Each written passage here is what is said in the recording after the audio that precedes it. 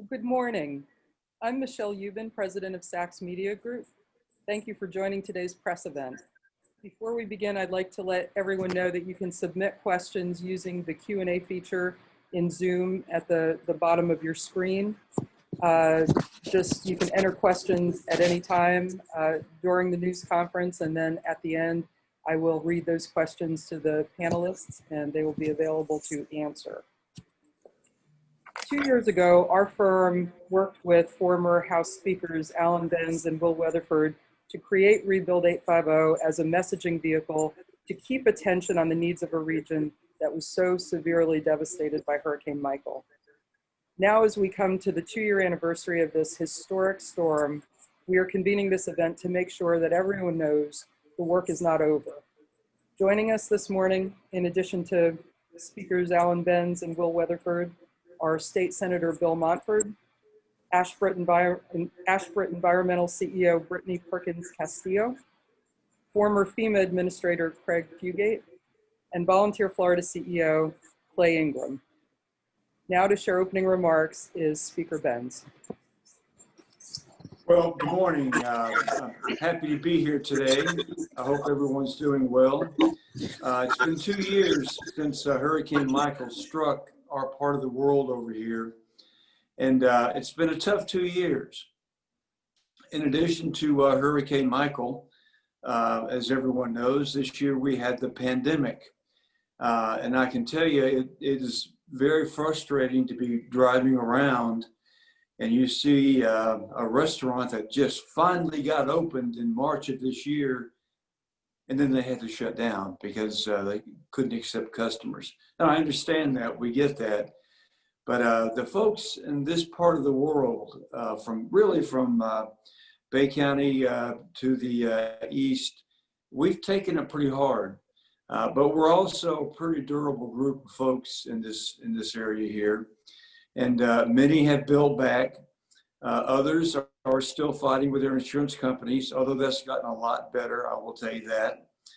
Some folks just weren't covered and don't have the money to rebuild. And that is so sad and so disheartening. My daughter Courtney was here a month or so ago, and we were riding around going somewhere. And she said, "Dad, it still looks pretty rough around here." And then I began to look around, and yeah, there are still a lot of homes that are just, you can see where the storm hit them and nothing's happened because either the folks have no money to replace them or whatever. So it's still tough. But being rough and tough as we are in the Panhandle, we roll with the punches. And the economy is beginning to come back some. The good news is our tourism business was reasonably good last summer. Unfortunately, this summer, it started off a little bit slow with the pandemic, picked back up. But we've got our challenges, and we're going to keep our heads up. We're going to keep moving forward. And I want to thank Clay Ingram and Volunteer Florida for all they've done to help us. I don't know how much money we've raised, and really that's what Rebuild 850 was set up to do, was to raise money to help people eat, to help them get back in their homes, to help them get back on their feet again. So I suspect it's got to be somewhere between $500,000 and $1 million that we've raised to help folks meet those fundamental basic needs. So having said that, Michelle, I'll turn it back over to you.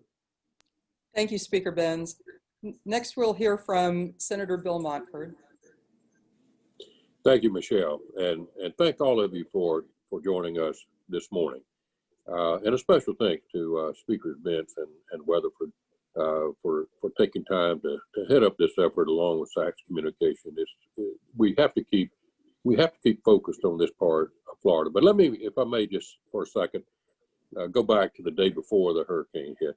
The day before, if you describe this part of Florida, we know it's a special place. But this part of Florida already had a lot of challenges. We have some of the poorest counties in the state were hit by Hurricane Michael. The Florida Chamber of Commerce 2 years before had done a study, and there were fewer jobs in these rural counties than there were 5 years before.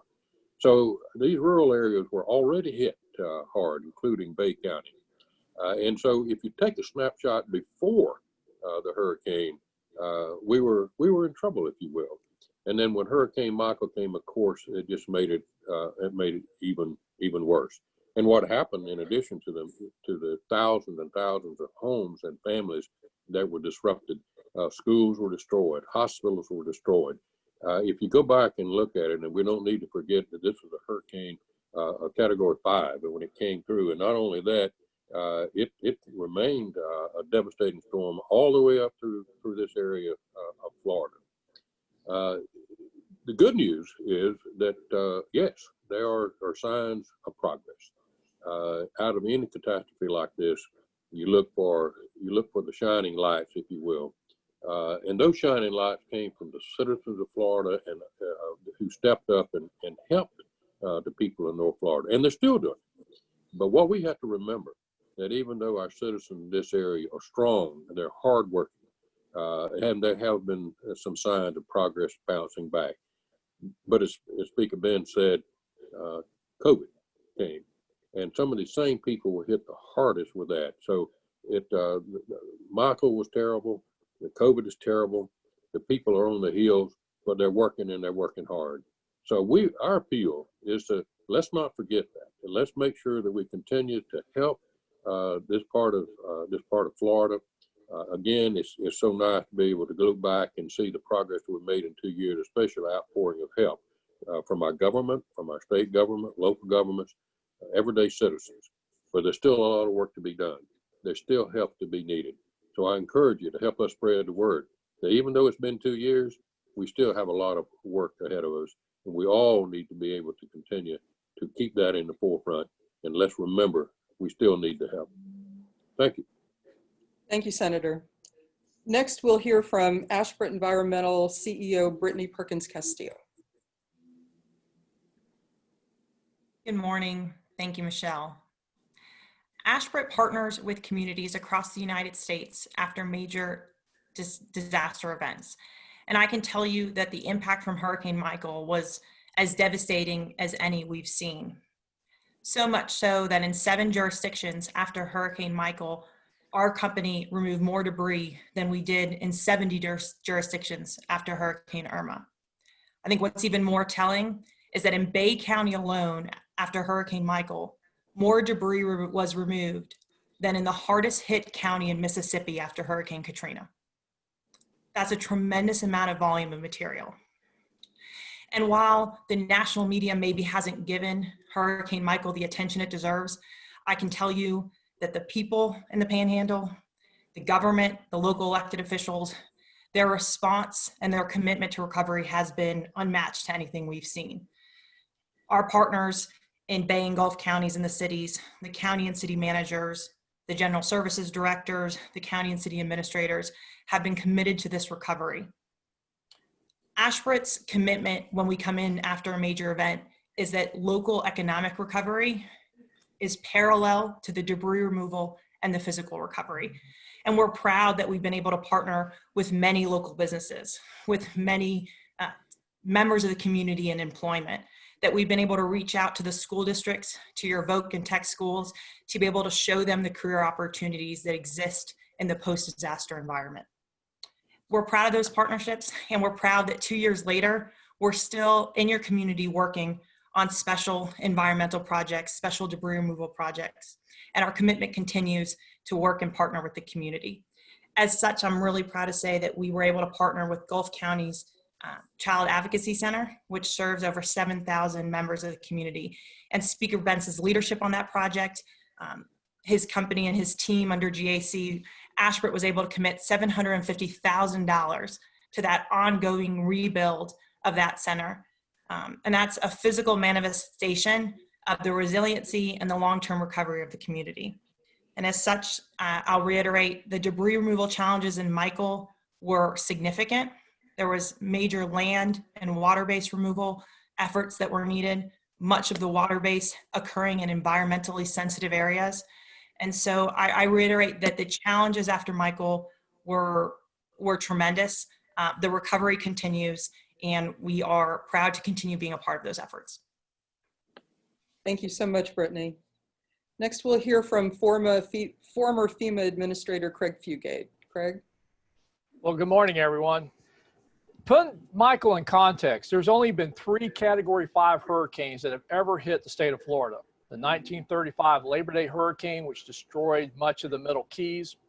Hurricane Andrew, 1992, tremendous devastation that occurred in the Miami-Dade region. And then Hurricane Michael that hit the Panhandle. Particularly this Big Bend area, and it wasn't a coastal storm. I think this is the other thing the national media didn't get. Yes, Tyndall Air Force Base, other areas on the coast were destroyed, but this storm was a hurricane all the way through the state of Florida into Georgia. And counties north of there that very few people know about or visit unless they drive through, Calhoun, Jackson, Liberty, also suffered tremendous damages. And as you've heard earlier, housing has been a real challenge here. Over 14,000 residents changed addresses just in Panama City. And in a meeting I had with the CEO of Waffle House, they were talking about, yes, they got their restaurants open quickly, but many of their associates were displaced and are now driving hours to work these jobs because there's not affordable housing. So while we are seeing progress with recovery, affordable housing is still a challenge, and it's going to be required to help continue the economic growth. COVID has set us back, but this region has so much going for it, and it is, you know, again, I think something that we can't lose focus on. This is not something that you recover quickly from. Look how long it took us with Hurricane Andrew. Look at the 04 hurricanes, and we just got another hurricane hit the state of Florida. So these are not quick recoveries. They take time, but we need to make the investments, both in the money, but also in the attention to ensure this region recovers. Back to you, Michelle. Thank you, Craig. Next, we'll hear from Clay Ingram, the CEO of Volunteer Florida. Thank you so much, Michelle, and thank you all for having me here with you today. I just want to start off and thank all the people, the generosity of people across the country and across the state of Florida is really what has led the Florida Disaster Fund. We've raised almost $7 million for Hurricane Michael response, and that's because of the generosity of so many people around the country and the state. The Rebuild 850 campaign, and this would be the Speaker Bench's point, undoubtedly helped bring awareness and, at the end of the day, money into the Florida Disaster Fund. I think it's safe to say, well, I think we can point to, you know, some people when they've written checks, the one way people can designate how they've given or the reason that they give is if they send us a physical check and a letter that comes along with it or notate on the check that it's because of the Rebuild 850 campaign. And I think that's maybe what Speaker Bench was talking about. But the $7 million, there's no doubt that much of that is because of the awareness brought to Hurricane Michael, the need of Hurricane Michael because of the Rebuild 850 campaign. And so I can't thank the speaker, both speakers and all the people involved in this campaign enough. It's done a lot of good. A little bit about the Florida Disaster Fund. It's Florida's official private fund for disaster response and recovery. The funds have now been 100% administered or committed. They're largely cost reimbursement grants. So we've committed all of the funds to be spent over the course of the coming fiscal year, the current fiscal year. They're all granted out to organizations that are helping communities rebuild and recover. And the work that these organizations are taking on is absolutely incredible, from food distribution to home rebuilds and even repairs of some public buildings that are crucial to everyday lives, like schools and even a volunteer fire station. And as the region continues to recover, we encourage individuals to visit Volunteer Connect, which is our volunteer services platform. There's still a need, obviously, you know, funds are still needed. And then there's also a huge volunteer need for, you know, ongoing rebuilding efforts. Earlier this year, First Lady DeSantis helped us roll out this platform, Volunteer Connect. If you want to get involved and go to the region and help be involved in the rebuilding, you can go to our website, volunteerflorida.org, and be a part of that. Speaker Bent, Speaker Weatherford, thank you so much for inviting me to be here with you today. It means the world to me to have been a part of this effort to rebuild the region that you call home and then so dear to all of us in the state of Florida. So thank you all very much. Thank you, Clay. Before we turn to Speaker Weatherford to close us out, I would just tell members of the media, if you use the Q&A function at the bottom of your screen, you can begin teeing up questions, and the panel will take questions after Speaker Weatherford. So, Speaker. Thank you so much. And Clay, just to your point, you've been on the front lines of this at Volunteer Florida. We can't thank you and Volunteer Florida enough for the role that you've played in the recovery from Hurricane Michael. And Senator Montford, when I think about, 2/3 of your entire Senate district was devastated by the storm, and your efforts and the legislature's efforts and just doing everything you can for the last 2 years to bring not just awareness, but resources and repair to your community is stands on its own. Of course, Brittany and Ashbrit, the work that they've done, and not just in the cleanup, but of course in investing in things like the Gulf Coast Children's Advocacy Center. We've just got some real heroes here that have done some incredible things on the ground for this impacted area. And I think our whole goal when we created Rebuild 850 in partnership with Speaker Benz and of course with our friends at SACS was to make sure that this storm wasn't forgotten. And Hurricane Andrew hit a major metropolitan area, and for 10 years people were talking about Hurricane Andrew. And we want to make sure, and it wasn't forgotten, we want to make sure that Hurricane Michael's not forgotten. There are still thousands and thousands of people whose lives have been turned upside down. Their businesses, their lives, their homes, and they deserve to continue to see the reinvestment that the state and that businesses are making there. They deserve to see, Panama City and St. Joe and that entire region come back to what it was before. And that's our goal here, is to be a voice for the voiceless. There are people who've been devastated, and we don't want their voices to be drowned out. There are other challenges in our state. There are other challenges in our country. There's another storm brewing right now in the Gulf, and we're preparing for that as a state and as a country, but we can't forget how many people were devastated by the storm. And so I just want to thank all the members of the media. You are our voice. Our job today is to tell you and to remind you that it's been 2 years since this devastating storm, and we need you and your help to get the word out that it's not over. The rebuild effort is not over. It will continue on, and it'll take groups like ours and many others to help get back to where it was. Thank you. Thank you, Speaker. Now the panel will take questions from the media. Again, I would invite you to go to the Q&A box at the bottom of the screen and type in your questions. And while members of the media do that, let me start off with a question for the group. We do have Hurricane Delta bearing down, and it seems like in this time of extreme weather, every time we turn around, there is another disaster, and that not only takes the media's attention and the public's focus, but also the resources of government. So, Craig, you've been involved in many recovery efforts. How do we make sure that an area like the Panhandle continues to make progress in its recovery, even as we deal with new disasters? Well, I'm not worried about the funding from FEMA. Congress has been very generous, and even as we've had multiple new disasters, the funding is there for the recovery. The challenge is the staffs that are working on these storms often will have to stop and go to the next disaster to get it stabilized. When I was in Florida, we chased 4 hurricanes one year and several more the next year, and we kept losing the progress we were making because we had to pull staff out of the older disasters just to respond to new ones. So we will see, I think, both at the federal level and state and local governments, some of that happening, but it won't be because we're running out of money. It's just everybody is so busy and just going from disaster to disaster. And that's really starting to fatigue the teams as well as what we've been dealing with COVID. Thank you, Craig. Michelle, can I add there? Yes, please. I think what's critical is capacity building in communities. We all know that all recovery is local. And so that capacity building certainly has to be year round prior to the storm. But the critical piece is in the days, weeks, and months afterwards that we're training up local citizens to be part of that recovery, and that we are building the resiliency and the capacity in our local businesses. And so I think the commitment needs to be that firms that come in are hiring local, are building the strength so that the 6 months out, a year out, 2 years out as we are today, you still have that robust community-led effort for the recovery.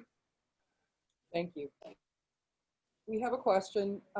Was Mexico Beach able to recover many of its buildings? I can help address that. They're working on it. Mexico Beach just took a wallop. It virtually was wiped out. That was, I think, the center of the actual Category 5 hurricane. They're making progress, but it seems as if, again, I'm a very positive person, have been all my life, but in this particular case, a year after we got popped with a hurricane, we get the pandemic, and that slows down the momentum that you have. We're getting momentum back now as people get back to work with the pandemic, but there's still a lot of work to be done in Mexico Beach, but they're gaining on it every day. Okay, thank you. Another question for the group. The message of Rebuild 850 has been donate, volunteer, visit, and invest. What does the region need most now? How can individuals and businesses and government support the rebuilding effort at this moment? Michelle, I think I could take that a little. I think there's been rebuilding, there's been volunteering. Ultimately, what the region needs to fully recover is investment, and that's private investment. It's not just public investment. And so we need businesses to come there. We need economic opportunity for people on the ground there. We need it to flourish economically and on its own. And so there's things that can be done through the state and federal dollars, which have really helped prop up the community. But long term, for the community to thrive, there has to be private investment. And I think we will start to see that. It's an incredible part of our state. It's a beautiful part of our state. Tourism is a big part of this. And so when you think of investing in that market, it's such a tourism-driven economy right now. Continuing to encourage people to visit that region and explore those beautiful beaches and that terrain. But long-term, they need jobs and they need economic opportunity. And I think we're at that stage where that becomes the most important thing. Well said. Yes, Senator. If I may, just for a moment, tag on to Speaker Weatherford's comment there. As I'd mentioned earlier, the whole issue of jobs was a severe problem even before Michael. And then someone else just mentioned, it might have been Craig, about the housing. When you have to, we literally had people driving 100 miles one way to Panama City to work, including teachers in the local schools.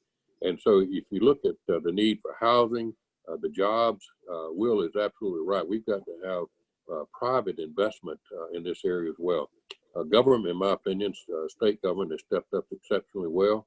And so from that point, though, we do need private investors. We've got to say, now's the time. And the beauty of this, and the nice thing is, this is one of the prettiest, if not the prettiest parts of the state. We're beginning to try to grow in this area. But again, it's housing is a terrific challenge. And I want to add on to Mexico Beach, Speaker Bent's comments too. Mexico Beach is a good example of the hard-working, committed people in Mexico Beach. They have been adamant and continue to be adamant that they want to make sure that their community is the rebuilding is and the result is similar to what they had before. They like their way of life, and so that's been a challenge for them. And they've been steadfast in their effort to say we're going to preserve the quality of life that we have here. A lot of those things that some of us we never think about, but the citizens do, and they work hard on it. So let me follow up on that. A message of Rebuild 850 is to visit the region. You talked about what a beautiful region it is. What can people expect if they visit? Can people who've stayed away because they think the area has not recovered enough to support tourism, would they discover that in fact the area is very much open for business and it's a good time to visit the Panhandle? The Panhandle is open for business. I can tell you in Bay County, our restaurants are now going full speed ahead. Golf courses are open, other places for entertainment, hotels, motels, condominiums, they're virtually open. They didn't take, if you're on the west part of the bridge in Panama City, it's almost like a divider went up. So our tourism has been okay. What's hurt tourism has been the pandemic more than anything else. But we're open for business, have plenty of space now. And we just need workers to help rebuild the areas to the east of Bay County. And but come on over, you can have fun here. So Clay, for people who don't know much about the Florida Disaster Fund and how those funds are dedicated, maybe you can go into a little more detail about that, including the investments that have been made in meeting the housing needs. Thank you, Michelle. Absolutely. You know, one of the hallmarks of the disaster fund is that it is the intention is to fill unmet needs. So if there's federal money, if there's state money to complete a project, that's not where typically the Florida Disaster Fund looks to make an impact. It's where there is not another avenue to make some organization or something whole. So I think we, since my hiring back in January of 19, housing was identified as the need, like so many folks have already said. It's almost the underlying thing that makes all the other parts of rebuilding difficult to do. If you don't have a workforce because there's not somewhere for them to live, then obviously relief for the survivors of the storm that don't have housing. So that was identified quickly as an unmet need. Michelle, if you don't mind, I have a quick, and I can send this to you so you can distribute later, but just a quick rundown of kind of where the funds have gone. I can do this in under a minute, but you'll see it's largely housing related. So these are rounds 5, 6, and 7, which are the grant rounds, which we've completed since I've been on the project. Before I was here, the life, health, safety, immediate feeding and housing needs, sheltering needs is what was addressed prior to my arrival. So I've been involved largely in the long-term recovery versus immediate response phase of this. So round 5, the citizens of Gulf County Recovery, that's their long-term recovery group, received a grant to help with their housing supervisor to help the rebuilding effort. They received a grant. SBP and Hope Panhandle received money for housing, $500,000 for housing. The West Alabama, West Florida Conference of the United Methodist Church, $1.125 million. That's for housing recovery and rebuilding. Gulf District Schools, $1.125 million. The Salvation Army, $600,000. The town of Alfred, Florida, $150,000 to help them rebuild their volunteer fire station, which they couldn't get that final bit of funding for. Bay District Schools, $440,000. That's largely for mental health issues that they saw. I know that's something that's been a huge thing. I know Speaker Vince and Senator Montford are very familiar with that. Federal Alliance for Safe Homes, $645,000. Feeding the Gulf Coast, $95,000. Gulf Specimen Marine Laboratory, $485,000 for their rebuild. Habitat for Humanity of Bay County, $350,000. Homeless and Hunger Coalition of Northwest Florida, $200,000. North Florida Inland Long-Term Recovery Group, $110,000. Rebuild Bay County, that's their designated long-term recovery group, $250,000.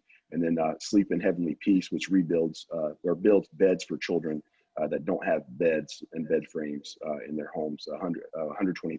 So that's a recap of some of the monies. You probably noticed that most of it was housing related, or a large portion of it, especially the early rounds. So we hope we are making a dent in that housing issue. And then, as more funds come in, we're able to continue to address that. So thank you for that question. Thank you, Clay. And if you send us that list, we'll be sure to distribute that to everyone on the call.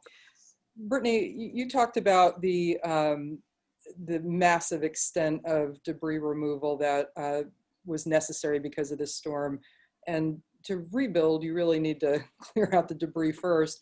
Where do we stand in that process? To what extent is that work ongoing?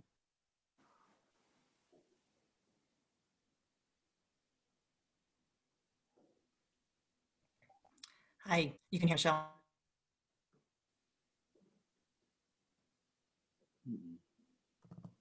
Great, thank you. Public property debris removal has been complete. And I know the people listening and the people living in the community still see trees on and still see significant efforts to.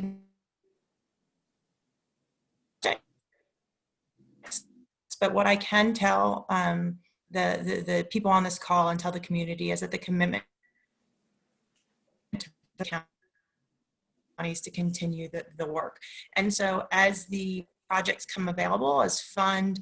We're at a part of the recovery where a lot of it's grant-based now. So we know that the cities and counties in the Panhandle are diligently seeking those federal dollars, and the state's cooperating and really supporting pulling that money down. And as the money's coming available, sometimes trickling in, there's crews on the ground working day to day.